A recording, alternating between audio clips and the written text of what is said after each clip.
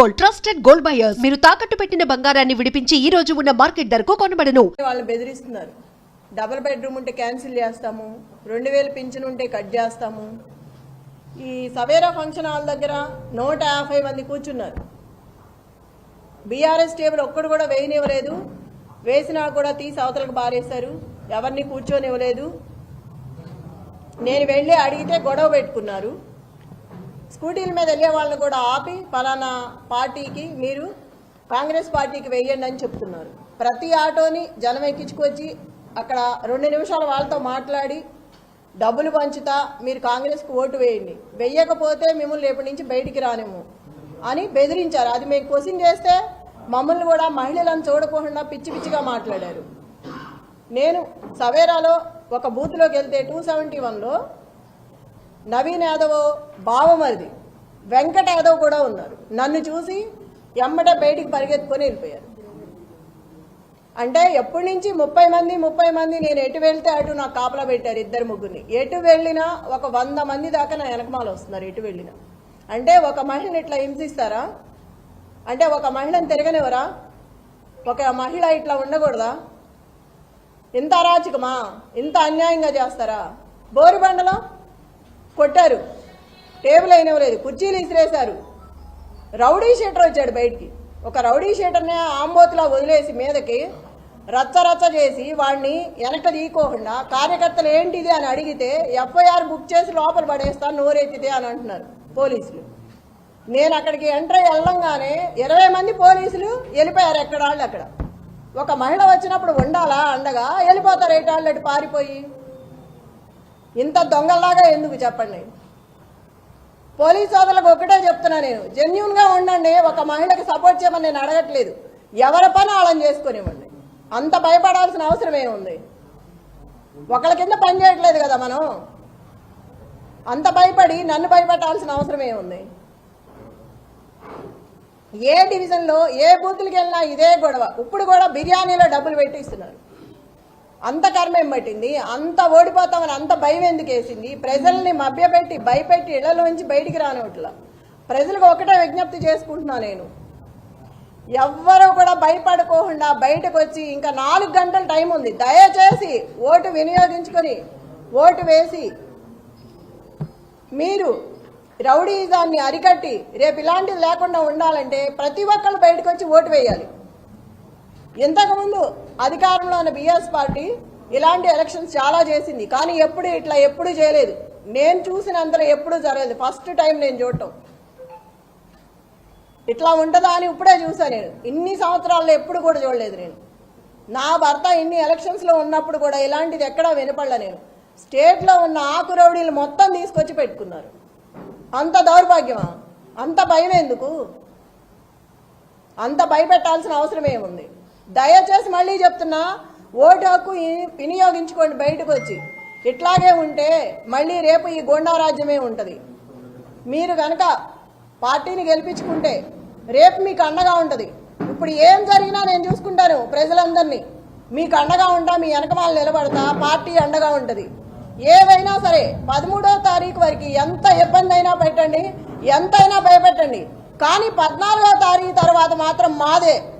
అప్పుడు చెప్తాం ఒక్కొక్కళ్ళ పని ఎవడేంటనేది. అప్పుడు చూసుకుంటాను నేను. ఎవరేం చేశారో ఇవాళ గుర్తుపెట్టుకుంటాను. పనికి మాలిన ఆకురౌడి కూడా నోరెత్తి మాట్లాడుతున్నాడు ఇవాళ. పోలీసులు కూడా మహిళలను చూడకోకుండా ఎట్లా పడితే అట్లా మాట్లాడుతున్నారు. ఇందాక ఎవరు అతని పేరు? సురేష్ యాదవ్ ఎంత వల్గర్గా మాట్లాడుతున్నాడు అంటే లేడీస్ అనుకోండి లేకుండా పిచ్చి పిచ్చిగా మాట్లాడుతున్నాడు. ఎన్నికల కమిషనర్కి నేను ఒక్కడే విజ్ఞప్తి చేసుకుంటున్నాను, ఒక మహిళగా మిమ్మల్ని అడుగుతున్నా. నేను ఎంత చేస్తుంటే కూడా మీరు చూస్తూ కూడా ఊరుకున్నారు. ఒక మహిళని ఇట్లా చేస్తుంటే మీకు ఇప్పటికే తెలుసుంటాయి అన్నీ. నేను దయచేసి మిమ్మల్ని అడుగుతున్నాను, ఒక కోరుతున్నాను, మీరు బయటకు వచ్చి జరిగేదేదో చూసి ఏది కరెక్ట్గా ఉందో వాళ్ళకి చెప్పి అట్లా చేయించండి.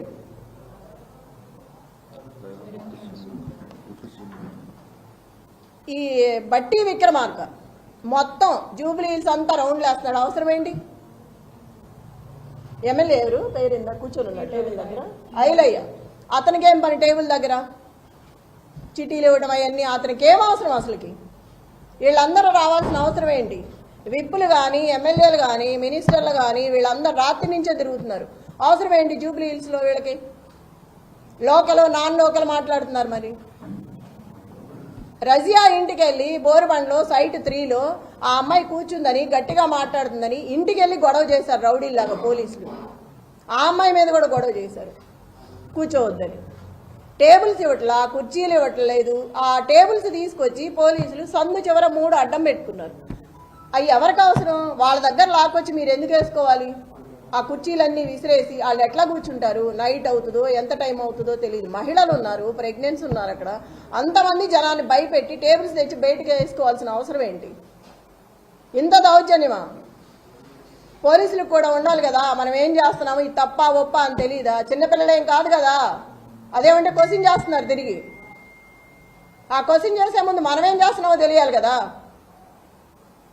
మాట్లాడితే సీఏ అంటారు, ఏదేదో మాట్లాడుతున్నారు. నాన్నే భయపెడుతున్నారు వెళ్తుంటే. అంత 30 మంది 50 మంది 100 మంది పెరుగుతూనే వస్తున్నారు కానీ తగ్గట్లేదు. 2 నిమిషాల్లో వస్తున్నారు. మరి ఎవరు చెప్తున్నారో నాకు తెలియదు. నేను ఎక్కడికి వెళ్తే అక్కడికి వస్తున్నారు నాతో పాటు. గుంపుగా వచ్చేస్తున్నారు. పోలీసులు కానీ రౌడీలు కానీ ఆ చుట్టూ ఉన్న జనం కానీ. ఏదో ఇప్పుడే వచ్చేటప్పుడు చూసా 150 మంది కూర్చున్న టేబుల్స్ నేను గొడవ చేసి వచ్చానని ఒక 6 నుంచి మిగతాయి తీసేశారు. ఇప్పుడు వస్తా చూసాను ఈ కార్లో. ప్రతి చోట ఇలాగే ఉంది. మేము ఇక్కడి నుంచి అవతలకి వెళ్తే ఇక్కడ మొదలు పెడుతున్నారు, మళ్ళీ అటు నుంచి ఇటు వస్తే అటు మొదలు పెడుతున్నారు. ఎన్ని చోట్ల నాపుతాం, ఎంతమందిని నాపుతాం? బిర్యానీలో డబ్బులు పెట్టిన దౌర్భాగ్యం కాంగ్రెస్ పార్టీది. అంత అవసరమే వచ్చింది నీకు? అంత రౌడీయిజం చేయాల్సిన అవసరమే ఉంది? మొత్తం సిటీలో ఉన్న స్టేట్ మొత్తం రౌడీలందరినీ పెట్టుకున్నావు తీసుకొచ్చి. ఎంతమందిని బెదిరిస్తావు? పక్కనే పెట్టుకున్నాడు, కవర్లో పెట్టి ఒక్కొక్కళ్ళకు పంచుతున్నాడు. చూసాము, పోలీసులు కూడా చూస్తున్నారు పక్కన, ఏమంటలేదు వాళ్ళని. మా దగ్గర సెల్లులు ఉంటే తీసి బయట పెడుతున్నారు లాక్కొని. ఒక క్యాండిడేట్ ఫోన్ కూడా దగ్గర ఉండనివరా? క్యాండిడేట్తో ఒక మనిషిని కూడా రానివరా?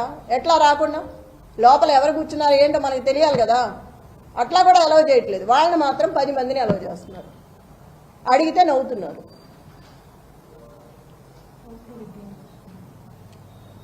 రిగ్గింగ్ చేస్తున్నారు. ఇప్పుడు వచ్చే ఆ మహిళను కూడా కరెంటు బిల్లు తీసుకురమ్మని వెనక్కి పంపించారు. ఎంత అన్యాయం! భయపెట్టి. కరెంటు బిల్లు అవసరమా మనకు ఓటు వేయడానికి? మా అమ్మాయికి తెలియదు, అమాయకురాలు నిజమే అనుకొని వెళ్తుంది కరెంటు బిల్లు తేవడానికి. ఎంత అన్యాయం కదా. ముసలి వాళ్ళని వీళ్ళందరినీ ఇబ్బంది పెట్టి 19,000 ఓట్లు ఉన్నాయి యూసఫ్గూడలో సవేరా ఫంక్షన్లో.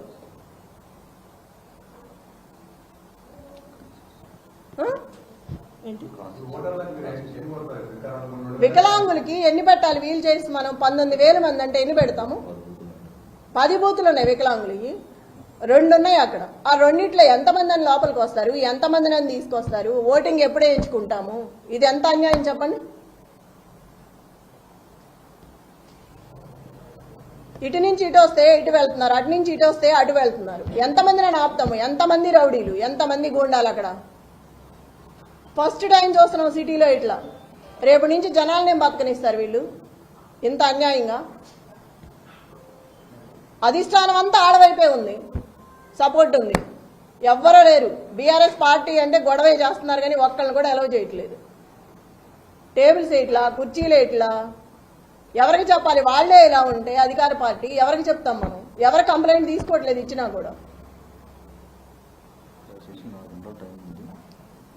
ప్రజలందరికీ ఒకటే మనం మళ్ళీ చెప్తున్నా నేను, అందరూ బయటకు వచ్చి ఓటు హక్కు వినియోగించుకొని సహకరించండి. ఒక మహిళకి నాకు సపోర్ట్ చేయండి.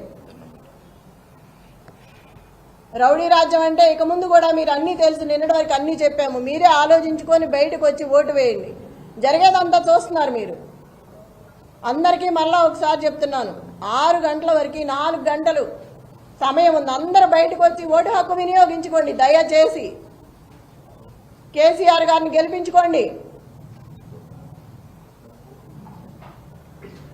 నాకు ఇట్లా చూస్తుంటే ప్రతి ఒక్కళ్ళు చెప్తున్నారు, ఇప్పుడు వెళ్తే గోపన్న ఉంటే ఇట్లా జరిగేదే కాదు, గోపన్న లేడు కాబట్టి ఎంత హింసిస్తున్నారు మమ్మల్ని. నిజమే, నేను కూడా ఇవాళే ఫస్ట్ టైం గట్టిగా మాట్లాడుతున్నాను. ఎందుకంటే నాకు ఆవేశం వస్తుంది, ఎంత రౌడీయిజం చేస్తారా అని. ఒక మహిళగా కూడా నేను తట్టుకోలేకపోతున్నాను. తోటి మహిళలను కూడా ఇబ్బంది పెడుతున్నారు వస్తా అంటే.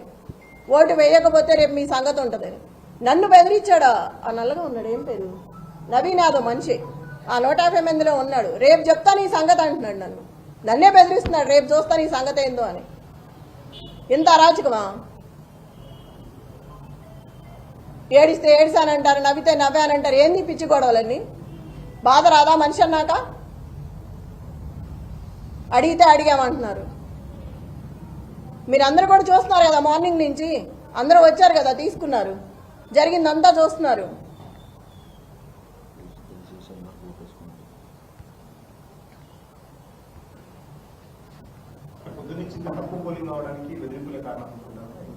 తప్పకుండా ఈ బెదిరింపుల వల్లే జనాలు బయటికి రావట్లేదు. రేపు ఇంటికి వచ్చి ఏం గొడవ చేస్తాడో, మమ్మల్ని బెదిరించి వెళ్ళాడు, ఇప్పుడే రావాలంటే భయంగా ఉంది బయటకు అని చెప్తున్నారు ఒక్కొక్కరు. నేను అక్కడికి కనపడిన మహిళలందరికీ చెప్తున్నాను భయపడొద్దని. ఎంతమందినని మనం చెప్తాం కదా, ఇంత రౌడీజాన్ని చూసి ఫస్ట్ టైం వాళ్ళు కూడా భయపడుతున్నారు. పిల్లలు ఉంటారు ఇళ్లలో, రేపు మేము ఇట్లా వచ్చామనుకో వాడు మమ్మల్ని ఏం చేస్తాడో, బయటకు వచ్చి మేము ఓటు కోసం వచ్చినా వద్దన్నా కూడా డబ్బులు పెట్టి వెళ్తున్నాడు ఇంట్లో. ఇప్పుడే పంచారు, 2 సందుల్లో పంచారు, పోలీసులు నుంచోనే ఉన్నారు, ఏం అంటలేదు. మేము వెళ్తే మమ్మల్ని వెళ్ళిపోమని గొడవ చేస్తున్నారు.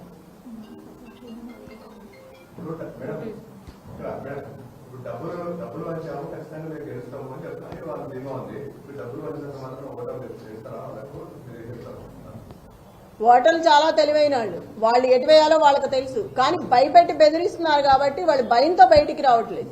ఇక డబ్బుల సమస్య కాదు, బెదిరింపు, గోండాయిజం, రౌడీ రాజ్యం, ఇది దానికి భయపడుతున్నారు జనాలు. ఒక మహిళగా నన్ను బెదిరిస్తున్నారు. ప్రతి ఓటరు దయచేసి బయటకు వచ్చి ఓటు హక్కు వినియోగించుకోండి. ఎవరికి భయపడాల్సిన అవసరం లేదు. మీకు అండగా నేను ఉంటాను. ఏ ఆపద వచ్చినా నాకు ఫోన్ చేయండి, మీ దగ్గరకు వచ్చి నేను నిలబడతాను. నేను మీకు అండగా ఉంటాను, పార్టీ అండగా ఉంటుంది.